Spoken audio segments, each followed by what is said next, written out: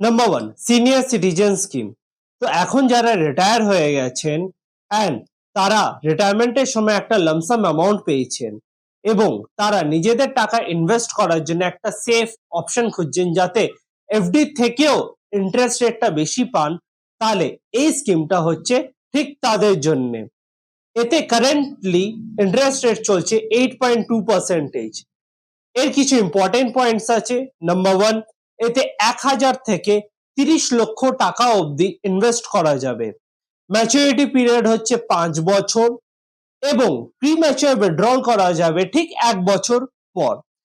কিন্তু premature withdrawal যদি 1 বছরের ভিতরে করা হয় তাহলে 1.5% পেনাল্টি লাগবে অ্যান্ড 1 বছর পর করা হলে তাহলে 1% পেনাল্টি লাগবে। এই স্কিমের আন্ডারে সব থেকে বেস্ট পার্ট হচ্ছে যে এতে 80C আন্ডারে ট্যাক্স ডিডাকশন বা ট্যাক্সে ছাড় পাবেন up to ₹1.5 lakh. Number 2, Sukanya Samriddhi Yojana. তো আপনাদের যাদের একটা বা দুটো মেয়ে আছে অ্যান্ড তাদের জন্য ইনভেস্ট করার জন্য ভাবছেন, তাহলে এটা হচ্ছে তাদের জন্য একদম বেস্ট স্কিম। এই স্কিমটা আন্ডারে আপাতত ইন্টারেস্ট রেট চলছে 8.2%। এতে তারা ইনভেস্ট করতে পারবে যাদের মেয়েদের বয়স 10 বছরের থেকে কম। 10 বছরের থেকে যদি বেশি হয় তাহলে তারা এই স্কিমের আন্ডারে ইনভেস্ট করতে পারবে না। এই স্কিমে আপাতত কারেন্ট ফাইন্যান্সিয়াল ইয়ারে 8.2 ইন্টারেস্ট রেট চলছে এবং এর ম্যাচুরিটি পিরিয়ড হচ্ছে যখন মেয়ের বয়স 21 বছর বা যদি 18 বছরের পরই তার বিয়ে দিয়ে দেওয়া হয় তাহলেও এই পুরো অ্যামাউন্টটাকে উইথড্র করা যাবে। আর একটা মেইন ইম্পর্টেন্ট পার্ট হচ্ছে এতে maturity amount and deposit amount পুরোটাই ট্যাক্স ফ্রি, কোনো ট্যাক্স পড়বে না। ইনফ্যাক্ট পড়াশোনার জন্য প্রিভিয়াস ইয়ারের 50% অ্যামাউন্ট উইথড্র করা যাবে এই স্কিমের আন্ডারে। কুইক ডিসক্লেমার, এই ভিডিওতে আমি যে সব স্কিমের কথা বলবো সেই সব স্কিম কিন্তু আমি পোস্ট অফিসের ইন্টারেস্ট রেটেরই হিসাবে বলবো, which I think যে এই স্কিমস এর জন্য post office is the best place to open your account. Number 3, PPF বা পাবলিক প্রভিডেন্ট ফান্ড।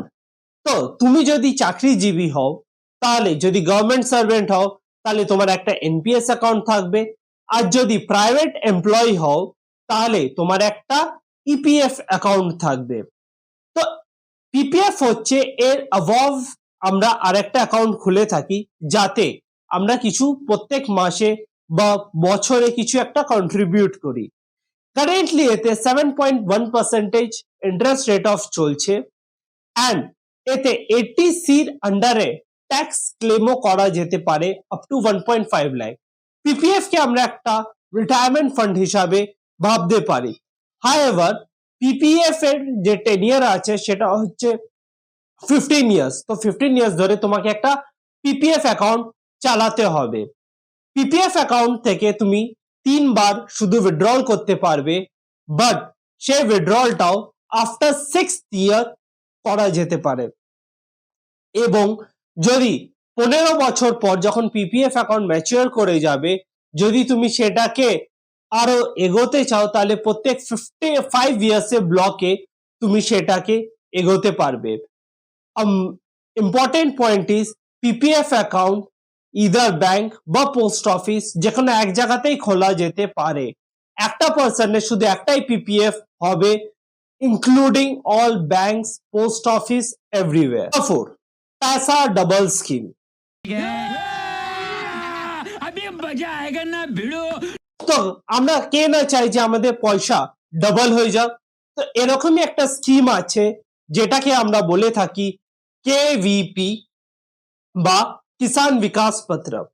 এবার এর নামে আছে কিষাণ, কিন্তু এতে আমরা সবাই টাকা ইনভেস্ট করতে পারি।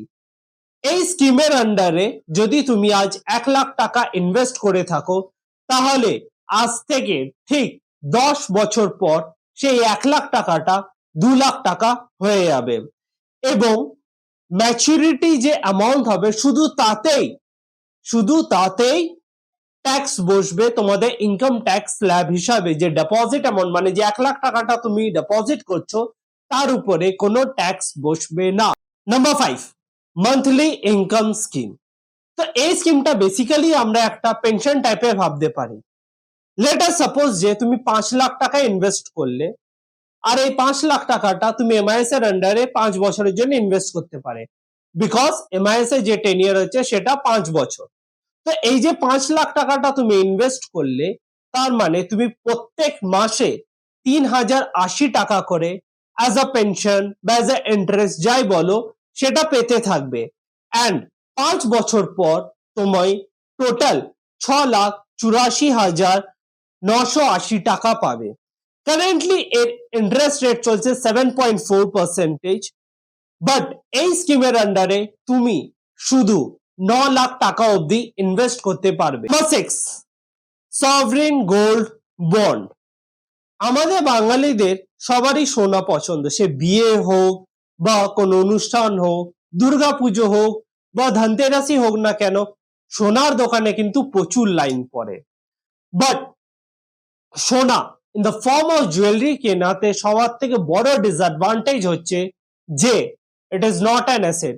এই সোনাটা তোমাকে কোনো টাকা বানিয়ে দেবে না, এটা অ্যাজ এ জুয়েলারি হিসাবে তুমি শুধু পড়তেই পারবে। হাউএভার আবার জুয়েলারি বানাতে একটা মেকিং কস্ট দিতে পারবে। তো যদি তুমি সোনাতে ইনভেস্ট করতে চাও, তো apart from all those jewellery যেটা তোমার পড়ার জন্য লাগবে, সেই টাকাটা বাদ দিয়ে যে বাকি টাকাটা বাঁচবে, you can invest in sovereign gold bond.